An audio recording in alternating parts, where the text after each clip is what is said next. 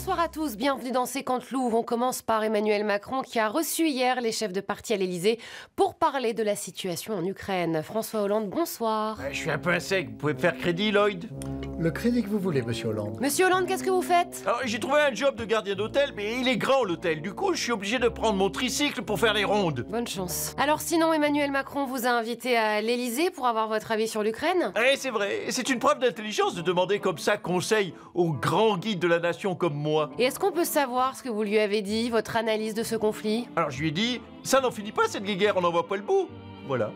Pardon, mais c'est du commentaire de bistrot, ça. Mais attendez, ça fait 7 ans que j'ai arrêté la politique, c'est comme le golf, on perd vite. J'ai aussi une analyse du conflit israélo-palestinien. Ah, je ne sais pas si c'est bien utile, mais allez-y. Et c'est quand même couillon que les juifs et les musulmans puissent pas vivre en paix alors qu'ils aiment tous les deux les plans semoule et les pois chiches. Belle analyse et encore une fois, bonne chance. Emmanuel Macron, vous avez été impressionné par l'analyse de François Hollande? Alors pour être tout à fait franc avec vous, j'en avais rien à taper de son avis sur l'Ukraine.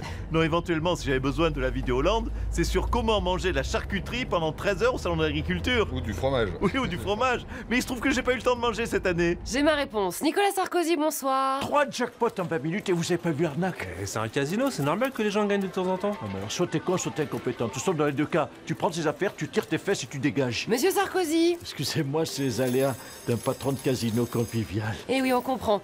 Bon, vous pouvez nous donner votre vision de ce conflit en Ukraine? Alors, sur le conflit ukrainien, j'ai dit à Macron, c'est fou les conflits, quand tu mets le doigt dedans, ben tu sais jamais où c'est que ça va s'arrêter. C'est pas dingue non plus comme analyse, hein. Non mais attention, j'ai rajouté, c'est dangereux la guerre quand même. Puis qu'est-ce que c'est triste pour les civils, hein. Ils y sont pour rien. Puis j'aime pas voir les vidéos de chatons dans les débris. Ça me fend le cœur, c'est ça que j'ai dit. Vous voulez mon analyse aussi sur le Moyen-Orient? J'en ai une. Non, ça va aller finalement.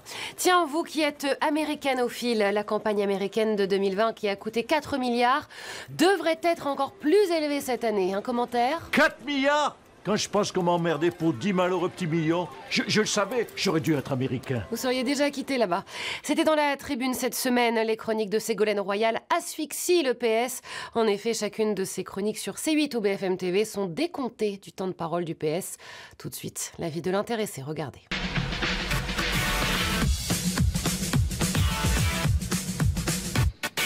Ségolène Royal, bonsoir. Alors comme ça, à chaque fois que vous êtes chez Hanouna, c'est le temps de parole du PS qui est comptabilisé? Oui, même si je fais un cake dans Top Chef, bim, 1h30 de temps de parole de moins pour les socialistes. Non mais c'est pas juste. Déjà, vous êtes encore socialiste? Vous n'êtes pas retraité de la politique? Alors primo, je t'emmerde avec ta retraite, hein, et deuxio, ma parole est une parole brillante, hein, une parole de femme de gauche, qui à tout moment peut revenir. C'est normal que je sois comptabilisé. Ouais. Sur BFM, vous avez récemment dit « Les tomates espagnoles sont immangeables ». Le Premier ministre Pedro Sanchez a même été obligé de réagir. Oui, comme quoi ma parole a du poids, hein, même quand je dis une connerie, hein, oui.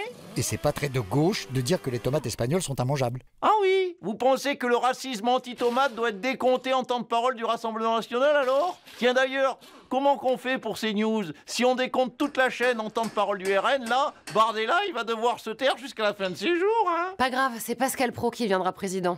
Pour parler de son avenir en politique, Édouard Philippe est notre invité ce soir.